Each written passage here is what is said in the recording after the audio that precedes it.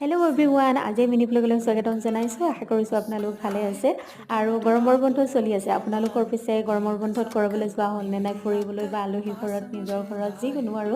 মোৰ পিছে ক'তো যোৱা হোৱা নাছিলে এইবাৰ। আমি আৰু গৰমৰ বন্ধ বুলি বিশেষ কোনোবা ঠাইত তেনেকৈ যোৱা নহয়, ঘৰলেই যোৱা হয় প্ৰায়খিনি।